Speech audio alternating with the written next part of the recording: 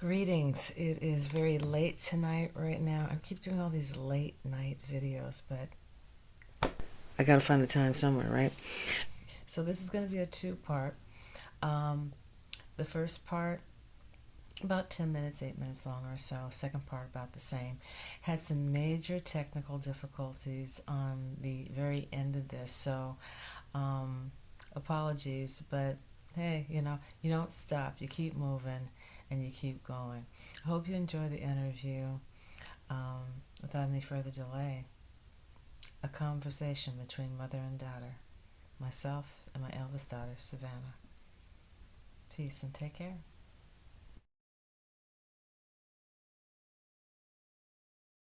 Okay, so good evening, and I hope you all are doing well. I want to take this moment to finally do something that I have been talking about doing for quite some time. It's been like a year or so since I started this platform. I was even talking about doing this prior to even doing this platform, and that was finally recording some of the conversations that I have had with this lovely, beautiful young lady you see here to my right.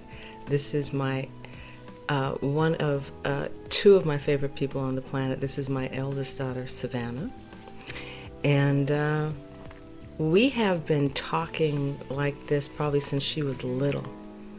And I had done a previous interview earlier this week talking about that very fact. My daughters would hear their mother and father talking about the teachings of the Most Honorable Elijah Muhammad, or we would be talking about business or the events of the day, sitting in the kitchen, around the house. And so this is something that they were used to seeing and hearing all the time. And some of those conversations were just so good, I wish I had recorded them. So I've always wanted to invite Savannah to be a regular guest on Retired Life Inspired. So welcome to my channel, Retired Life Inspired. I want to greet you all again, the greeting words of peace of Assalamu Alaikum, which simply means peace be unto you. Here we are early in the wee hours of the morning of the 22nd of March is when this is being recorded. For some people, they may be starting the holy month of Ramadan today or on the 23rd. Either way, Ramadan Mubarak. And for all of you that are observing various things during this holy season for many faiths, blessings to you as well. And for those of you that don't have any particular kind of faith, welcome. Okay? You're always invited and you're always welcome. This conversation began that I wanted to record and really kind of set this off for me to invite Savannah here. And that was, I was describing a situation between two people that I knew in which one person kind of needed someone's support. And the other person that I think probably viewed the other person as being stronger and more together didn't come through and support them. And my daughter replied, a covert narcissist. And I was just like, I'd heard of narcissism, but I'd never heard of covert narcissists.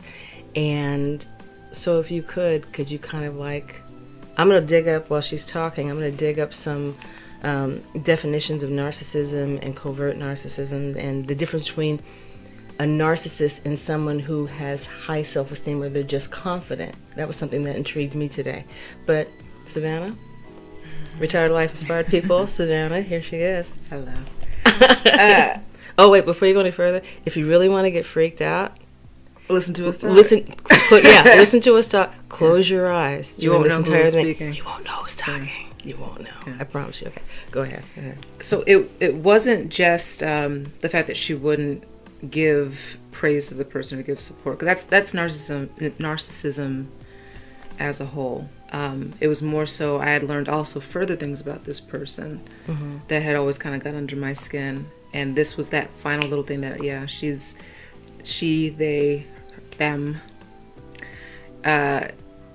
is somebody that needs the constant reassurance. Usually there's there's different types of narcissism. You have a grandiose, and that's the kind of person that's always speaking so highly of themselves, and I'm this and I'm that, and I'm fly, I'm so successful, I can do this and that. The covert narcissist goes the more underhanded way of using illness and sympathy, very sympathy seeking. And then a trait of narcissism as a whole is basically when your self-esteem is so low you aren't able to pour into someone else's cup. You refuse to do it, really. And narcissists have different ways, passive ways of showing. Basically, they lack empathy. They lack empathy in all aspects. And it's by heavy manipulation. It is a personality disorder. Wow. So how they see, how they react to everything is usually based from some type of post-traumatic stress. It's a trauma that they experienced in life. And there's multiple things that can actually make a person narcissistic. Not everybody, 'cause people can go through the exact same thing, not everyone's going to end up the same way. But for that person, maybe neglect was something that happened in their life. So now they use underhanded tactics as a way to feel better about themselves. It's incredibly draining. We've all met that person at some point. They find ways to work into your life. They want to get close to you. But something within you at this point in your adulthood, you should know that this is not a sincere relationship. And if you find yourself always having to reassure and comfort and give some type of advice, even if they're not really using it, but they just like to have your attention, that to me signals more of that covert narcissist who, and then before you know it, every time you have some type of solution, there's some type of, they have a sourpuss attitude that takes it down. Or, well, if I had that kind of money, I'm sure I would have. Well, if I was that pretty, if I was that healthy, yeah, well, I had an accident how long ago. They might post a lot of draining things on Facebook or whatever the case. It's always talking about an illness or, a family issue. Are they usually arguing for their limitations? Always. But that's a way to always stay at the bottom. Okay, so they like it. It's, I mentioned, is there a lot of passive aggressiveness used in this? And you mentioned that. It can be, yes. It can be definitely passive aggressive when a narcissist is threatened, which is usually all the time because it's by something or somebody. What I learned, I've been studying a lot about this within the last month or so. What? I'll put a pin in that for a minute. But what? First of all, we're not therapists. We're not licensed anything. Okay, no. This is YouTube stuff. University. For me. This is what this is. It sparked your interest. This is something that anyone can find the information. And if you have, I think there's a Dr. Ramani is her name. When you find she's really quite popular. If you look up narcissist on YouTube, she's going to be one of the top ones. Okay. That you find, and she lays it out. I'm just giving like little bits and pieces of what I've collected and memorized over time. I want to get her link, and we'll put it in the description below, because it sounds like, especially the draining part. We're doing a series right now. I'm hitting health, relationships, and wealth, and health came at the top of my little survey with people. And so I want to kind of cover that, because health, just the sound of this, it's a disorder brought on by trauma. When I was reading about it, it didn't say that people necessarily had to continue. It could be resolved. I mean, they didn't have to stay in that condition. But continue on what you were saying. I'm sorry, I didn't mean to interrupt you, but you were going on about the origin of what makes a narcissist. I had to look into that a little bit more this morning, and it can be multiple things. They said usually it's from trauma. There's one where a lot of times a big thing about an identity, a description of a narcissist, that they actually lack identity.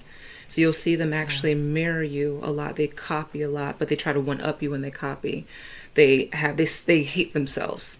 And there is a lot of that is also inflicted from parenthood. So for example, when a parent uses their child as they project their own feelings onto a child and use that as a manipulation for their child not to actually learn how to self-regulate.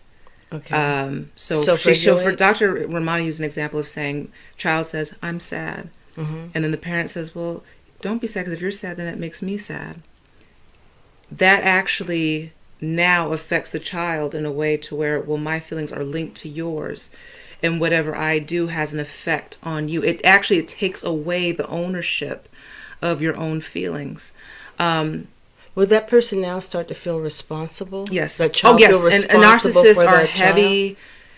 not necessarily about people pleasers, but narcissists are very, very big, particular about their image, their public image. Oh, wow. So it always has to be something. It always has to be, you have a lot of celebrities that are narcissists. Wow. And when we hear scandals about them later on, I say, well, that doesn't seem like so-and-so, because they make sure to keep the image absolutely up top and perfected at all times. Sounds draining, like a lot of work to have to keep that up. Yeah, it is. There's a burnout with narcissists. So a lot of times narcissists will have a way of all of a sudden just dropping you. They have lots of different friends, and they present themselves differently to each group. You'll never really have one role group. They have different groups, so they can present different faces to that person. But eventually they kind of ghost, because it's exhausting. Yeah. And especially if the more authentic that you are to a narcissist, one, the more they actually dislike you. And also the more they can't keep up. They can't keep up with the honesty. They are not honest people. They don't know how to actually be authentic. Really quick, excuse the glitches. It's late, and I think my Wi-Fi is acting kind of wonky right now. But just excuse that. Please listen to this information, because this is really valuable information. Also, do remember to hit the subscribe button, like, subscribe, and share. Like, subscribe, and share. And especially if you know someone who might be, if this sounds like anyone you know, I don't know, you may want to share this, or, but, or just might, recognize this as being someone that you know. How would a narcissist, from the information that you've gotten from Dr. Ramani, did she cover anything about how should a person avoid them? I was reading where empaths and narcissists, that's two types of personalities that should not come together at all, because the narcissist is almost like a vampire. Yeah. Usually the best way, if you encounter one, don't try to confront or try to blast them, because that's when they go on destruct mode. When they try to come around you, they're actually collecting information on you. They're building a profile on you. So then that way, by the time, if you finally, that moment they finally have an opportunity to ruin your reputation, they will take it. I'll give you a great example. These are two men that I absolutely detest. One is Irv Gotti, who is I think one of the head producers or chairman of Murder Inc. with Ja Rule and Ashanti, and Tommy Mottola, who is head of Sony and who was married to Mariah Carey. Long story short, these are both very highly grandiose narcissistic men who are so deranged in their narcissism that they made it very known that they wanted to destroy Mariah Carey and Ashanti's careers, and even still make themselves look like they're the victims, because these women chose to finally save themselves and leave a very toxic situation. So I like Mariah Carey. If you read her book or anything like that, she breaks it down. But this man was very much a control freak, and used whatever he could, including Jennifer Lopez, as a means to destroy. He leaked things. He went ahead, found out tea on project that she had coming up, and then would jump ahead. He did everything he absolutely could to destroy Mariah Carey, because she left and she won. She got better. Okay. So that really was a narcissist, problem. when you leave them and you're better. Yeah. And the same thing with Ashanti, who actually, she kind of didn't have the same push behind it, but now you have someone here who loves to kiss and tell, likes to find every way to bring her down, and can't even hear how he sounds so bitter, because he still sees himself, Irv Gotti sees himself as the victim.